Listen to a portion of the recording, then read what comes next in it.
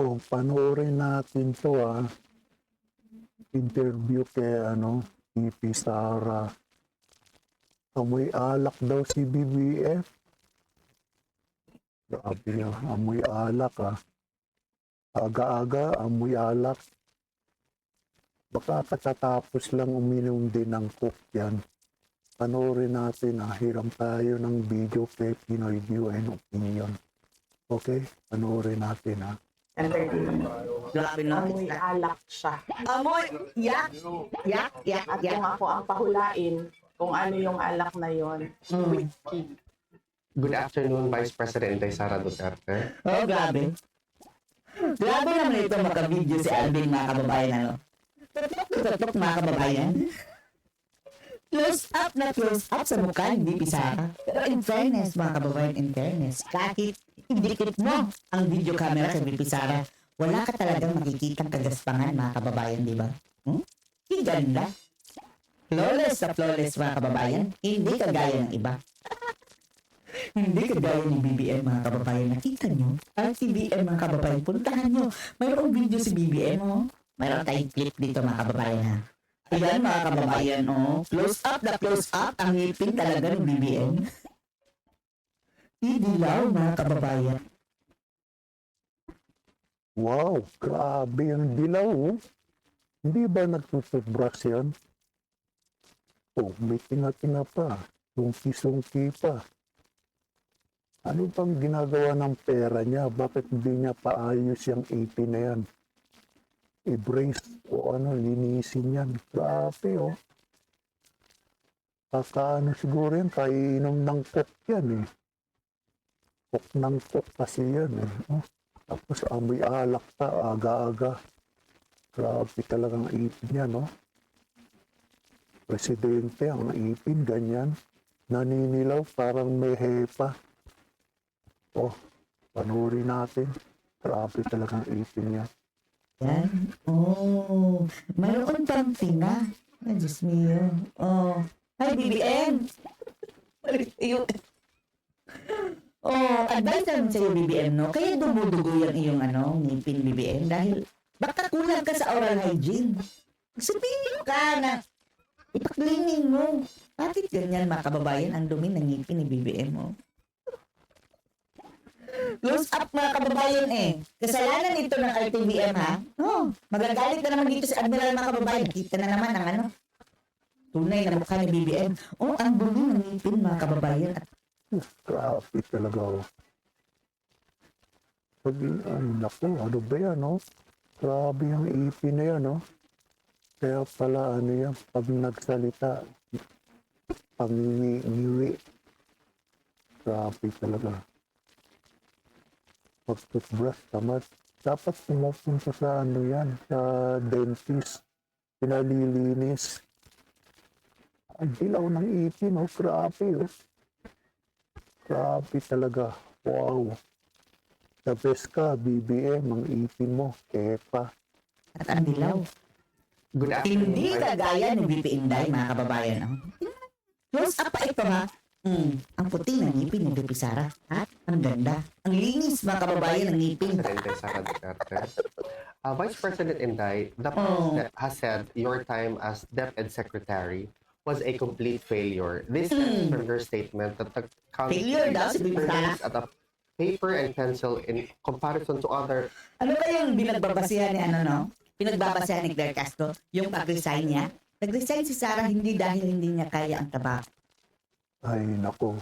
Si Auntie Claire pala yan. Fake news yan. Ang kupal na yan. Auntie Claire. Grabe yan. Sabi ng sabing fake news, yung fake news. Grabe talaga ang klaseng yan, abogado. Sige, panoorin natin, Nag-resign si Bibi Inday, mga kababayan, dahil dinadamay siya sa kurakutan. Mayroong ini-insert ang mga congressman, mga kababayan, na mga proyekto nilang mga classroom na kung saan marami silang kahit hindi naman priority, mga kababayan. Gusto ni VP Sara, siya ang DepEd Secretary, siya ang mamimili dahil alam niya ang sitwasyon kung saan mga lugar ang dapat unahin patayuan ng classroom. Pinipilit, mga kababayan, ng mga kongresista dahil mayroon silang mga Focus dyan, mga kababayan. SOP na nga.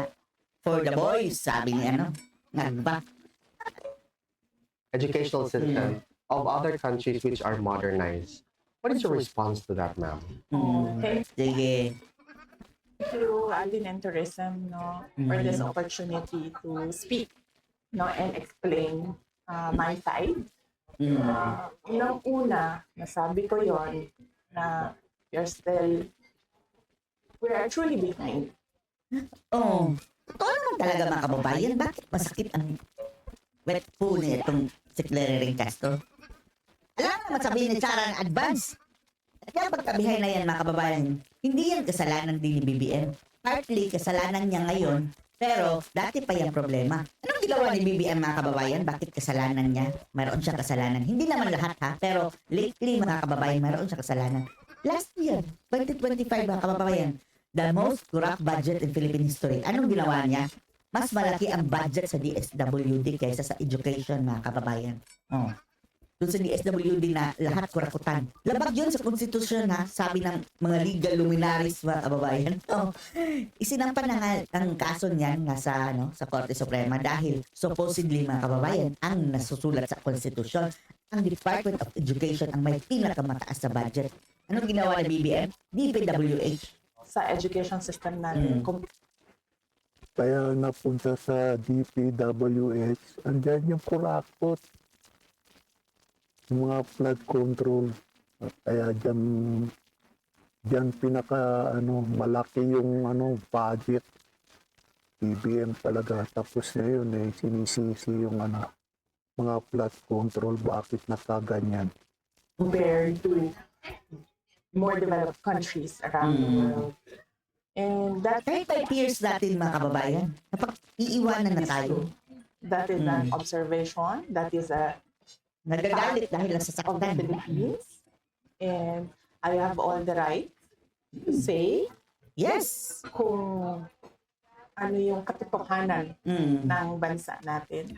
Mas alam niya ni Sarah dahil nahandle niya ang DepEd. That is covered by the freedom of speech and expression. Speech and expression. So, dapat siguro walang magalit. Kasi yun naman yung katotohanan ng Dapat namang dapat walang magalit kasi yun naman ang totoo Ha? Auntie Claire, ikaw talaga parang ikaw yung Bida-bida ka na naman Auntie Claire ka bansa natin Saan ba tayo magsisimula mag-isip ng mga solusyon kung hindi natin tanggapin na mayroong problema? Talaga? Oo. Bayan. Pangalawa, Tama mga kababayan. The first step para ma-solve mo ang problema is i-acknowledge mo ang problema in the first place. Hindi kagaya ni Gadon mga kababayan. Paano mo masusugpo ang kahirapan sasabihin mo haka-haka? Hindi mo alam kung may problema. Oh. hindi ko maintindihan saan nanggagaling yung total failure ako as a department. Wala lang. Sa kanya. wala at sinisiraan ka lang ni Auntie Claire buwang yan walang yan dignidad dahil sa pera nagkaganyan-ganyan yan may si Auntie Claire yan may karma rin yan darating din hindi namang habang buhay dyan yan puro fake news pero mo sinabi ni Tatay Digong 7 kilo yung bigas per kilo sinabi raw ni Tatay Digong buwang talaga to si Auntie Claire to reduce 7 kilo Auntie Claire hanggang ngayon di ka pa nagso-sorry upal ka talaga Kaya lang.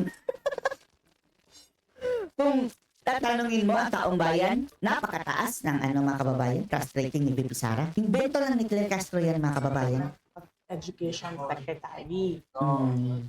Kasi iba yung actions ni BBM noong ako Yan ang ay failure. nag-enter ng Mm. resignation. Kung maalala ninyo, that was June 19. Diba? Si BBM mga kababayan, ayaw siyang iwan. Sara, huwag ka na umalis. Pwede ka naman dito. Ikaw na lang ang aming superhero dito. O, hindi pala pinapaalis, no? Kunwari lang yun na hindi pinapaalis. Kasi kailangan siya ni BBM eh.